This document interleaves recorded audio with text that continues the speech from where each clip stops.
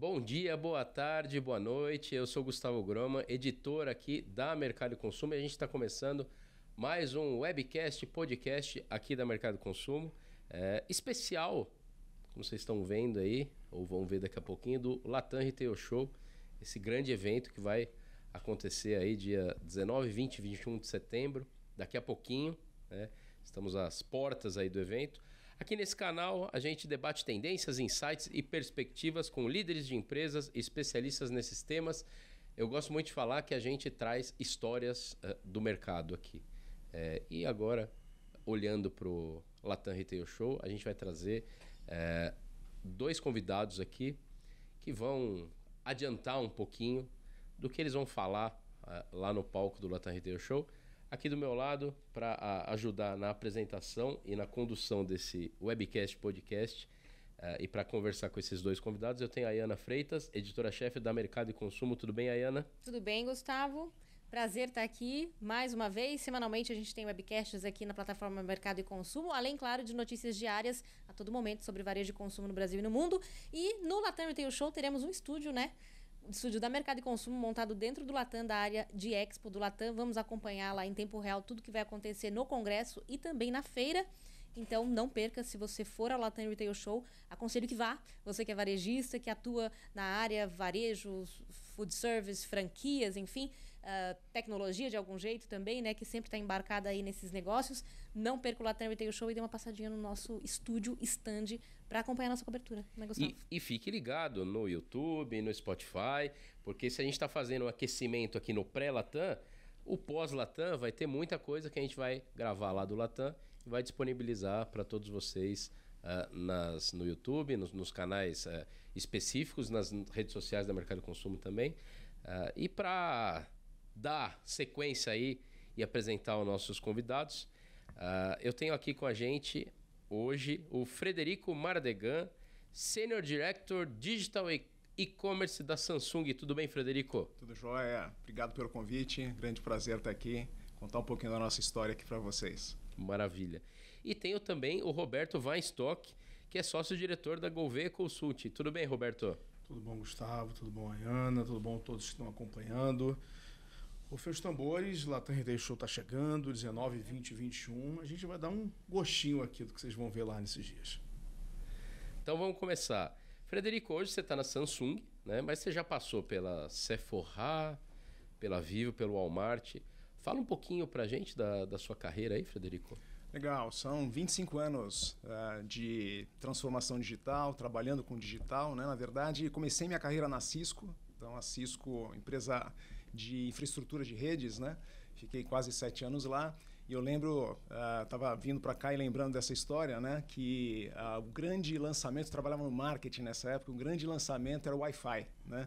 Para a gente ver como a tecnologia evolui. Eu lembro que a gente fez um evento, a gente andava com um notebook pelo evento, com os clientes, né? Então eu vim fazendo essa reflexão, é super interessante como a tecnologia vem evoluindo e eu desde muito jovem me apaixonei pela tecnologia, né? Então comecei na Cisco, tive uma passagem pela Samsung ainda em marketing, lá atrás a gente até estava falando das lojas físicas, né, aqui fora, que começaram lá em 2006, a gente vai falar um pouquinho hoje sobre isso.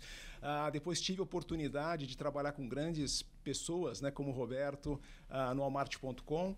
Então, fomos talvez um dos precursores do e-commerce aí, liderando, né, uma grande multinacional e lançando esse canal aqui, essa empresa, né? Depois passei pela Vivo também num projeto de transformação digital, venda de serviço online, né, algo bastante inovador. Sephora para a América Latina, né, que traz toda essa parte de experiência, né, são produtos muito de experiência mesmo, você precisa provar o produto, né, então como é que você trabalha esse on e off de forma integrada, né, e voltei para a Samsung recentemente, então liderei por 2 anos o Brasil, toda a parte de D2C, né, Direct to Consumer, e agora assumi a posição recentemente, tem 5 meses, para a América Latina, liderando também outros países para essa transformação de uma grande indústria, né, indo para o varejo, né, varejando, né, aprendendo a varejar, né, então tem sido realmente uma jornada muito interessante. Claro que ninguém faz nada sozinho, né, são muitas pessoas, milhares de pessoas nesse projeto, eu acho que a gente tem tido bons resultados, tem trazido bons frutos aí para a companhia. O Roberto já é nosso velho conhecido aqui, né? Dos podcasts, webcasts da Mercado de Consumo, mas do Frederico também, né? Porque eles trabalharam juntos. E velho conhecido do Frederico. Já deu para vocês perceberem pela resposta do Frederico, né? Exatamente. Mas vamos dar a chance do Roberto falar um pouco e dos temas que você mais gosta de tratar aí, Roberto, no seu dia a dia. Enfim, resumindo, né? São 25 anos também de e-commerce. Foram 3 anos e meio de Shoptime.com, era o head lá da operação. Depois fui fundar o comprafácil.com, que era do Grupo Hermes. Depois fui comprar aquela loucura lá do Walmart, onde fiquei 5 anos. E o Fred era o meu gerente de marketing lá e, enfim, ele sabe disso, é o melhor cara que já passou lá e foi uma parceria tão boa. Não voltamos a trabalhar junto, mas a amizade ficou. E depois disso fui para a Rap Baby Kids, fiquei mais 1 ano e meio. E depois abri a consultoria e aí, mais recentemente me juntei à Gouveia de Souza. Resumindo, o mercado digital ele continua pujante. O que nós vimos na pandemia ficou mais latente o que para nós que já estávamos no dia a dia desse mercado a gente já enxergava. Ou seja, era um caminho sem volta, era algo necessário. E só o que aconteceu foi um circunstancial que acelerou esse processo. Então, o ritmo ele continua, houveram adequações, estão havendo adequações hoje, seja de categoria, sejam de serviços, seja de tamanho de mercado, de perfil de consumo. Eu posso dizer que é o fenômeno que está mais acontecendo nos últimos anos, né? O perfil do consumo está mudando como nunca, né? A gente viveu uma espiral muito grande de crescimento, onde havia pouca diversificação de consumo, mas de 5 anos para cá a roda girou de uma forma impressionante. E o mercado digital, enfim, acabou seguindo a mesma linha, e pelo contrário, ele está puxando esse bonde da mudança de consumo. É isso. Bom, a gente falou, vocês vão estar juntos num painel no Latam Retail Show, que é o mundo digital, a fusão do universo físico e digital, elevando a experiência do consumidor a um novo nível. Bom, para começar, perguntinha simples, né? Como que surgiu esse conceito de digital? Pois na verdade, acho que é o physical com digital, né? Então, é justamente essa união, né, do universo físico com o digital. Eu acho que isso se potencializou, né, durante a pandemia. Então, a gente vê aí pesquisas que dizem que o mercado digital ele cresceu mais de 10 vezes ou acelerou mais de 10 anos, né? Com a pandemia, muitas empresas não estavam preparadas, profissionais, as pessoas físicas também não estavam preparadas, né? E foram forçadas a migrar para esse mundo digital, né? Eu acho que esse foi um grande acelerador, sem dúvida nenhuma, e eu acho que esse conceito de digital que já existia, né, potencializou no pós-pandemia, né? Então, pessoas que não tinham tanta afinidade passaram a ter, né, com o canal online, com o canal digital, e obviamente depois da abertura da economia passaram a integrar, né, ou seja, em jornadas não lineares, que já não era antes, né, mas cada vez mais acelerada esse processo, né, de experimentação, de jornadas diferenciadas. Então, o digital nada mais é do que isso, né, essa unificação da experiência online com a experiência offline, mas de forma fluida, né? Ou seja, sem fricção. Tá? Eu acho que esse é o grande conceito, né? E a gente vê realmente cada vez mais as empresas se movendo para isso, o mercado se movendo para isso, porque eu acho que é um caminho, tenho certeza, é um caminho sem volta, né? A gente tinha talvez uma barreira entre pessoas aí 50 a mais, né? A gente viu que ao longo da pandemia esse foi o universo, né, de pessoas que mais passaram a fazer parte desse universo digital, passaram a experimentar e certamente não vão voltar atrás, né? Então hoje cada vez mais essa experiência é fluida, cada vez mais on e off, né? E as empresas têm que estar preparadas, né, para atender esse novo consumidor, esse novo comportamento, né? Então, acho que basicamente, resumindo, diria que é isso. Roberto? Simples assim. Simples assim, mas muito complexo ao mesmo tempo, né? Mas só para resgatar um pouco do conceito, como a gente chegou no Fisto, né? A gente vem nem lá de trás, né? One Channel, Multi-Channel, Cross-Channel, Omni-Channel, aí falava sobre One Store, aí esse One Store se desdobrou, o Fisto não chega a ser uma evolução, o OneStore se desdobrou num outro conceito que é o Phygital. Mas eu pego um ponto do Fred, que ele, assim, só para reforçar, a diferença ela está muito em como isso se torna uma realidade fluida, e o outro também pode usar funcional, né? Porque a gente vê iniciativas do varejo embarcar a tecnologia digital no ponto físico. Isso por si só não é uma conclusão de um Phygital, né? Porque tá, mas onde vira essa chave? Vira essa chave quando funciona. Vira essa chave quando flui. Essa é a grande sacada, né? Porque senão eu já fui em operações que falam para todo mundo: não, eu sou omnichannel, eu faço isso, aquilo. Hoje eu cheguei lá e vi que não funciona. Fui numa loja com meus filhos, numa dinâmica específica da loja, uma dinâmica digital, que não funcionou. Então você não conseguiu concluir aquele processo. Então o Phygital, ele é a demonstração clara, ou seja, comprovada na prática, de que eu embarquei uma tecnologia digital e potencializei a experiência. E o contrário também é válido, ou seja, quando eu embarco o físico dentro de uma operação digital. E essa fluidez aconteceu.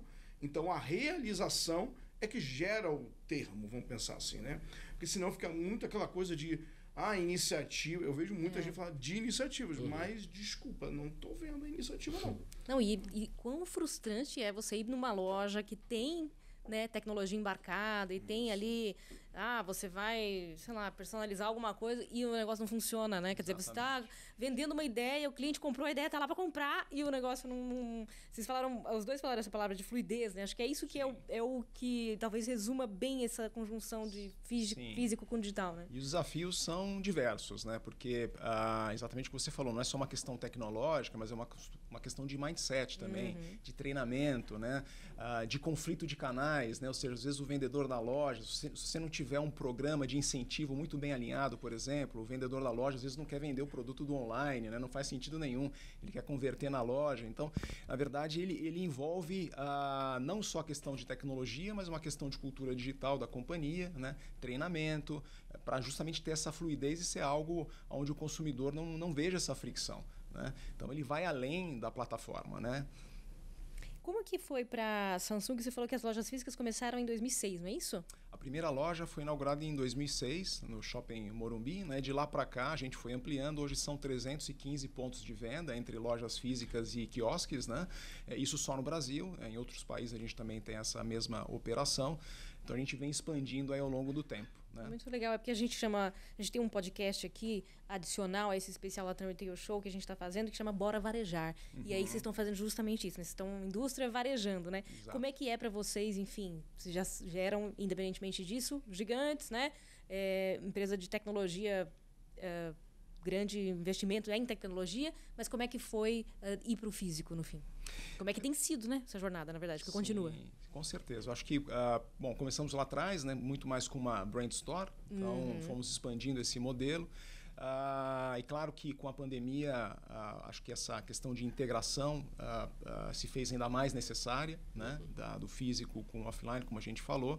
Mas eu acho que é um processo contínuo, né? Então, a Samsung ela tem uma cadeia muito longa, né? Então, se você imagina desde a produção até a entrega dos produtos, né? Uma cadeia muito grande, aonde a gente vinha sentindo uma necessidade muito importante dessa aproximação com o consumidor, para ter feedback, retroalimentar a operação, né? Então, o online começou em 2016, através de uma parceria com um grande varejista, migrou depois para um modelo de full commerce, né? com um grande player também do mercado brasileiro, e a gente passou, a partir do ano passado, a entender que fazia mais sentido ainda a gente ter realmente uma operação direta para justamente conseguir estar mais conectado com o consumidor, né? Ouvir o consumidor, entender os anseios, as necessidades, poder retroalimentar a operação e conseguir construir esse relacionamento de longo prazo, né? A Samsung ela tem, além de uma cadeia longa, ela tem um ecossistema complexo de produtos, né? Então a gente não quer, obviamente, só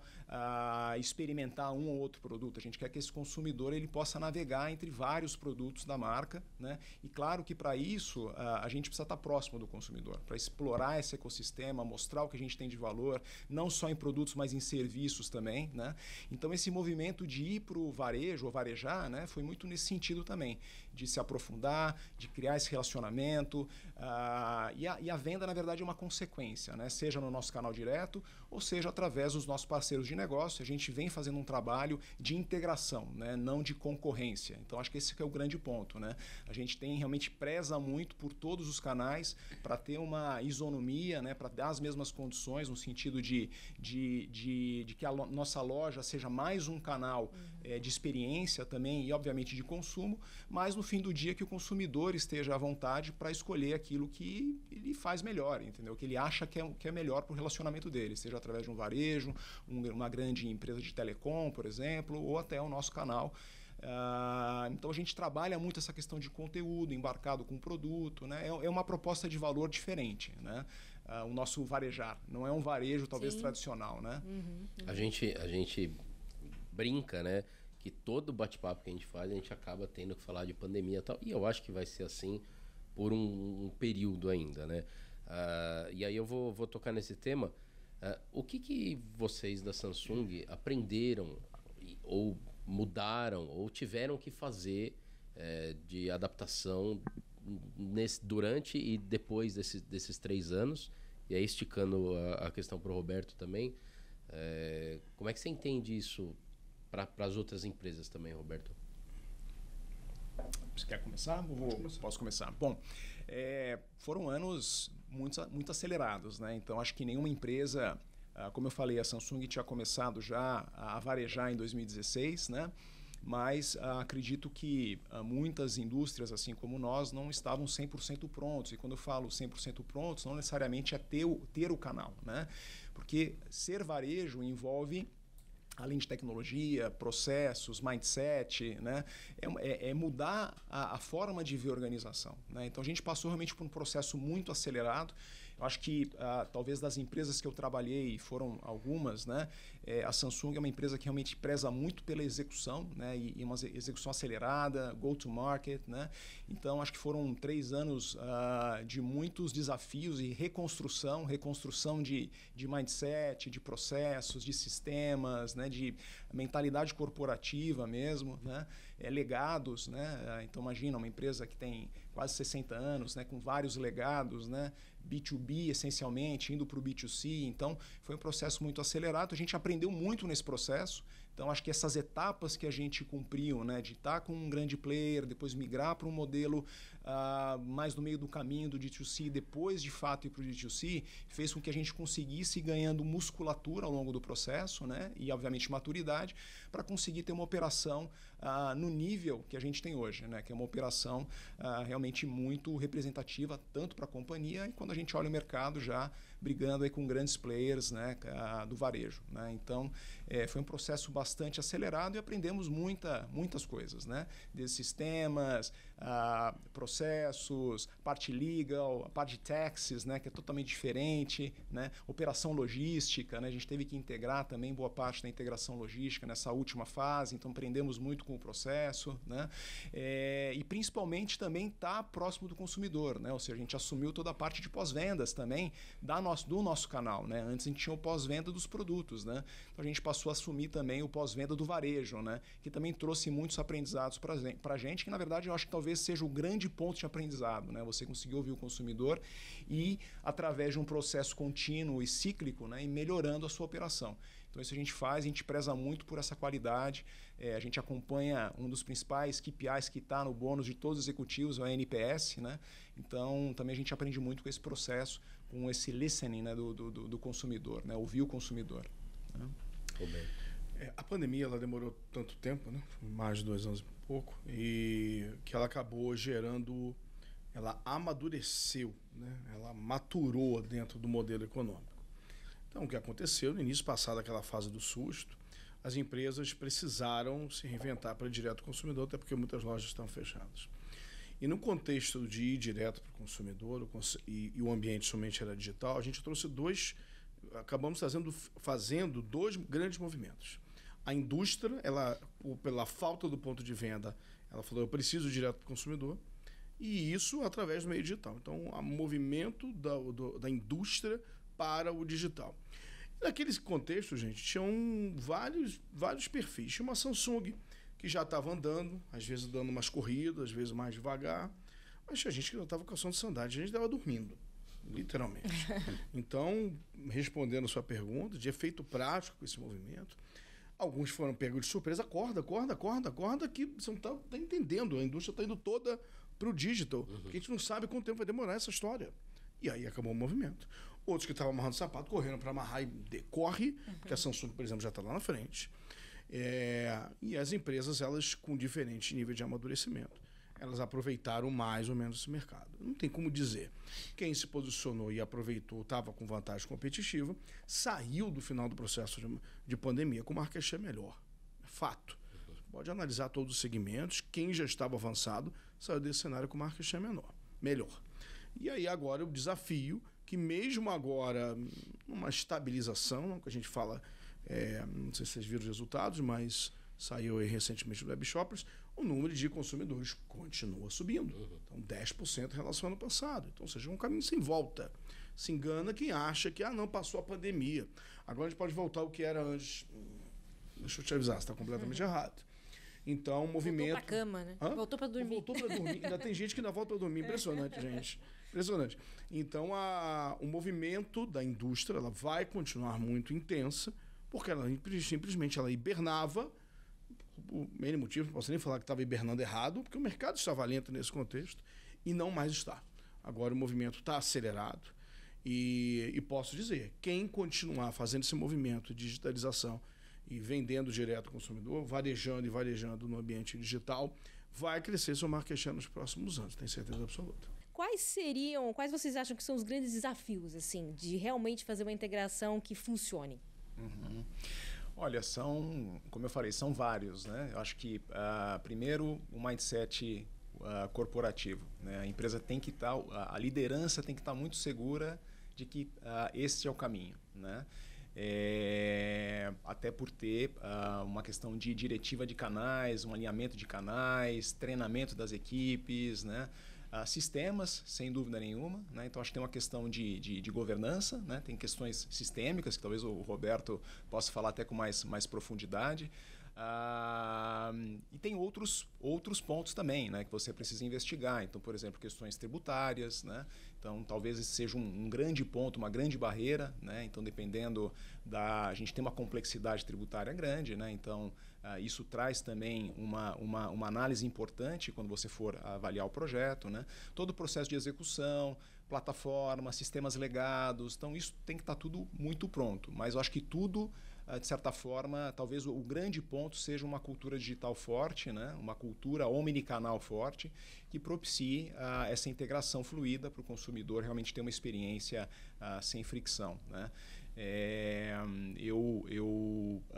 A gente já ouviu, né? E a gente vê isso, às vezes o consumidor vai até a loja, não tem um produto. Eu mesmo, como consumidor, já passei por isso, né? E um vendedor que não te oferece um produto que está disponível no site, né?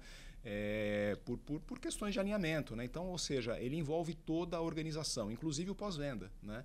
Então, o consumidor pode ir numa loja, abrir uma reclamação, você tem que ser capaz de capturar essa reclamação depois no atendimento, num segundo nível, né? Então, não é só o omnichannel, o omnicommerce, né? No caminho feliz, né? Mas também no caminho triste. Como é que você atende esse consumidor também, eventualmente, quando ele tem um problema de forma integrada, né? Então, acho que são diversos fatores, não é simples, né? Parece simples, não é simples, né? Ou seja, tudo que está no backstage ali para implementar, mas é totalmente viável, né? Então, hoje a gente vê grandes cases no Brasil e fora que já vem fazendo e, de novo, como o Roberto falou, é um caminho sem volta, né? Certamente o consumidor ele espera cada vez mais por isso das marcas, né? E cada vez mais fluidez nesse processo, né? Enfim, o Fred falou, né, de tecnologia, questão cultural, definição da direção da companhia, se realmente é o que vale a pena. Vou destacar um ponto específico que é o seguinte: quando a gente fala de inovação, e no caso, se a gente está falando de um processo evolutivo, qualquer iniciativa de omnicanalidade ela é uma função ali que traz a inovação.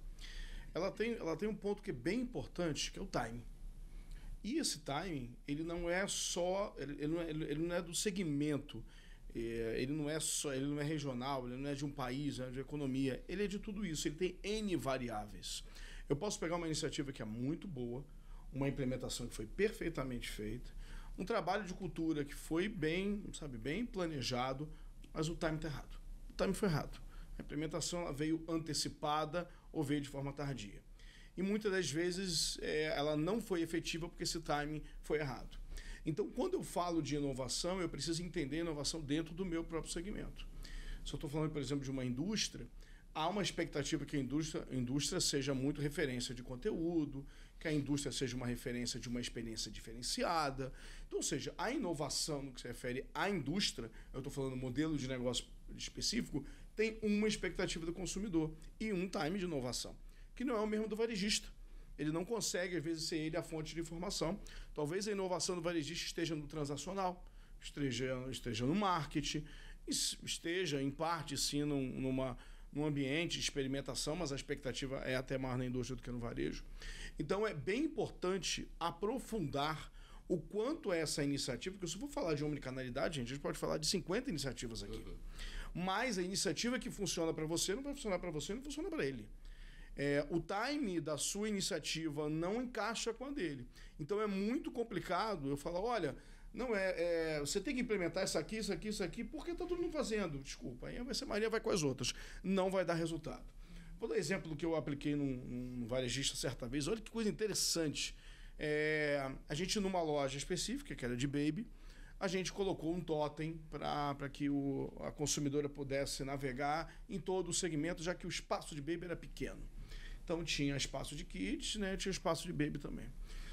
Olha que interessante que a gente descobriu com o tempo, que as pessoas não ficavam muito tempo, no caso era voltada para baby. Por que não ficava muito tempo? Que uma mulher que tem um bebê não consegue ficar muito parada, porque ou ela está grávida, né? Ela está grávida, ela não consegue ficar em pé num totem, ou ela tem uma criança muito pequena para cuidar, então ela não consegue ficar parada. Então o que a gente fez? A gente baixou o totem e colocamos uma poltrona, literalmente para que aquela experiência fosse mais fluida. Ou seja, colocar uma poltrona e um totem mais baixo não faz o menor sentido para o nosso amigo da Samsung. Claro. Então esse estudo prévio antes da implementação faz muita diferença para tentar ser mais assertivo aí na implementação. Vai passar para cultura? Vai passar para tecnologia? Vai passar para planejamento de negócio? Vai, mas você tem que entender que existem variáveis que são de segmento, de cultura, de tipo de produto, de região, de modelo de negócio. Eu fiz esses cheques todos? Fiz. Agora, eles foram quase como filtros. Agora eu tenho, não das 50, talvez essas 5 iniciativas que façam mais sentido para o meu negócio. Interessante esse ponto de tempo que você colocou, só complementando, né? A gente, de novo, tem 315 pontos de venda, né? E a gente lançou a nossa omnicanalidade recentemente nas lojas de serviço também, né? Nas assistências, né? E é interessante que a gente tem realmente tido um resultado muito interessante, porque o consumidor ele vai, né? E obviamente como ele tem mais tempo, ele acaba experimentando mais os produtos, né? Ele acaba navegando mais pelo conteúdo que a gente disponibiliza lá. Então a gente até fez a gente remodelou, né, as assistências para essa experimentação e, por incrível que pareça, os resultados de venda são muito, muito positivos, né? Então também é interessante. Às vezes você está num ponto de alta circulação, onde a pessoa não tem tanto tempo, né? Então tudo isso você tem que ir calibrando também e ir aprendendo ao longo do processo, né? Então, bem interessante. E o ponto do digital é que a gente pode testar o tempo inteiro. Então, a gente pode testar o tempo inteiro porque a gente não usa isso a nosso favor. Então, é muito quando se fala muito de iniciativa, se fala de retrato. Já é um erro. Não, que a gente implementou assim... Não, então você vê que acabou, é ponto final, implementou e acabou. Não. Não dá para ficar parado. Não existe. Quando eu falo de inovação, eu já estou falando de work in progress. Estou falando de algo que está sendo testado. O próprio rollout, mas a gente já passou um tempo e estamos rolloutando para outras lojas. Mas ok, ainda há um processo evolutivo acontecendo. Fiquei muito feliz com outro dia um varejista aqui, sem falar de marcas, mas anunciando boa parte da sua lucratividade, eu não lembro percentual agora. Saiu um anúncio, acho que vocês anunciaram também, falando que boa parte do seu lucro estava sendo direcionado para as iniciativas digitais, ou seja, indo para o mercado para falar isso. Gente, se o Google, que é o Google, gasta um caminhão de dinheiro em tecnologia, tem 500 milhões de betas, você acha que eu, varejista, né, vou achar que tá bom para mim? Não, gente. Realmente tem que continuar a trilha aí de investimento, porque aí esse conceito de evolução, de work in progress, se torna uma realidade no meu negócio. Pegando o que você estava falando agora, nessa questão da personalização da experiência, né? Porque muito tem se falado em experiência do consumidor e tal, mas você não pode usar isso de uma maneira abrangente ou da mesma maneira para qualquer lado. Então, antes de qualquer coisa, claro, é o consumidor no centro, a experiência do consumidor, mas daquele nicho específico seu. Eu acho que esse trabalho de análise, mas pegando, por exemplo, o termo, né? Customer Centricity, né, que vem sendo, né, usado realmente como referência e tal, mas não é só um Customer Centricity, porque as principais tecnologias disruptivas que apareceram, muitas delas antecederam a vontade do consumidor, se a gente falar, né? Então, existe sim, logicamente, o consumidor ele já vai te dar muito insight, mas tem uma questão, o Fred deu exemplo aí, de serviços e tal, então tem uma questão de negócio, segmento, a gente teve a pandemia. Então, tem elementos externos ali que me dão algumas sinalizações. Outro ponto também é a visão da tecnologia embarcada aí dentro do ambiente, da omnicanalidade, como melhora de performance, né? Isso é uma coisa que às vezes é negligenciado. Se fala muito sobre a melhora da experiência e tal, mas pode melhorar a performance, diminuir custos. Eu vejo, às vezes, essa discussão sendo um pouco aprofundada. Exatamente. Ponto bem interessante esse, vou fazer um parênteses aqui, né? Então, a gente vê hoje no mercado uma restrição, o dinheiro está caro, né? Uma restrição de caixa, né? Então, tem muitas empresas trabalhando, né, com a Samsung, por exemplo, trabalhando no long tail através, por exemplo, da nossa omnicanalidade, né? Ou seja, ele não tem uma necessidade de comprar, ter uma profundidade de inventário, né? Ou uma cadeia, uma curva muito longa, né? Em relação ao long tail, né? E ele consegue trabalhar com o nosso sortimento, obviamente ser comissionado por isso, ou seja, trazer uma nova fonte de receita, talvez numa conversão, talvez numa venda que ele não faria, por uma necessidade de caixa, né? Ou seja, ele tem que ser mais assertivo no caixa, né? Tem menos profundidade de inventário, né? Então, a gente vem também trabalhando de forma muito inteligente nesse sentido com os nossos parceiros de negócio, utilizando as nossas plataformas, né, para converter e, obviamente, integrando aí a estratégia de negócio dos parceiros, né? Então, acho que bem lembrado, acho que esse ponto de caixa, né, de você conseguir extrair mais dos recursos que estão disponíveis, né? Então, isso também é bem interessante. Até essa divulgação que você comentou da empresa, de mostrar que eles estão investindo em tecnologia, ajuda nessa questão do aculturamento, né? Do todo, da cadeia, né? Dos players, da indústria. Quer dizer, você divulgando mais isso, as empresas vão percebendo também que é isso, que é um investimento que pode ter um resultado, vai ter provavelmente um resultado no futuro, né? Sim. Tanto bate até que fura, né? Exato. A gente tem que continuar insistindo. É impressionante. Vocês dão notícias todos os dias. E-commerce crescendo mais do que a média. E-commerce se fundindo com outros de uma forma superior. Marketplace tomando mercado de assalto. Será que é coincidência? Né? Acho que não. Eu acho que o que mudou é que talvez a dúvida, né? Acho que reduziu o nível de dúvida. Eu acho que agora é mais uma questão de como executar. Né? Como executar, quando executar, qual é o melhor momento, qual o formato, né, mais adequado para o seu negócio. Né? Então, acho que a dúvida, ela de certa forma, ela ficou para trás. Né? Para a própria indústria, né? A questão da indústria era, mas a gente não está acostumado a uma entrega pulverizada. Eu não estou acostumado a atender consumidor one-to-one. Não tem mais essa desculpa, né, gente? Tem empresas de full commerce, tem marketplace, tudo pode ser feito. Exatamente. Então, as desculpas estão caindo meio, né? Algumas que ainda tinham, agora é hora de fazer, é hora da execução. Eu ia falar, não tem desculpa, não tem volta. O pessoal estava deitado, outros estavam amarrando sapato e tal. A pergunta que não quer calar. O Brasil e o brasileiro estão prontos para o digital? Olha, eu acho que o brasileiro ele é um nativo digital, vamos dizer assim, né? Se você olha a penetração de mídias sociais, enfim, o tempo gasto, então acho que essa interação com o digital ela é muito... Os próprios bancos, né, lideraram muitos anos atrás, talvez essa grande transformação também de comportamento. Né? Então, eu acho que sim, culturalmente sim. Né? Eu acho que talvez faltasse um empurrão, que, de novo, né, a gente já falou, a pandemia acho que deu esse empurrão para alguns, talvez, consumidores que não estivessem tão habituados. Né? Mas, claro, existem barreiras. Né? Então, como a gente falou aqui rapidamente, então, por exemplo, a questão tributária é muito complexa. Né? Então, por exemplo, quando você vai falar de um buy online, pick up in store, por exemplo, onde você compra em São Paulo e você vai devolver no Rio de Janeiro ou devolver em um outro estado, você tem uma complexidade tributária para isso, de escrituração, né? De como você recompõe os impostos. Né? Então, é um ambiente complexo. Né? Então, não é que é simples fazer, mas eu acho que a gente tem um ecossistema muito robusto. Né? Quando a gente olha o ecossistema de fornecedores, de serviço, né? Eu acho que no mercado, principalmente no mercado brasileiro, né? E eu que estou olhando agora a região e a gente vê dificuldade em outras regiões, realmente o mercado brasileiro ele está muito pronto, né? Ele está muito à frente, por exemplo, do mercado da América Latina. Né? É o grande mercado, sem dúvida nenhuma. Né? E talvez um dos grandes mercados do mundo aí do digital. Né? Então, acho que sim, a gente está preparado, a gente tem um consumidor que já tem um hábito. Né? Eu acho que tem questões aí, como eu falei, fiscais, jurídicas, né? Operacionais. Fazer logística no Brasil é um grande desafio. Né? Um grande desafio. Então, fazer logística B2B é um grande desafio. B2C, ou seja, entrega única é ainda maior, né, o desafio.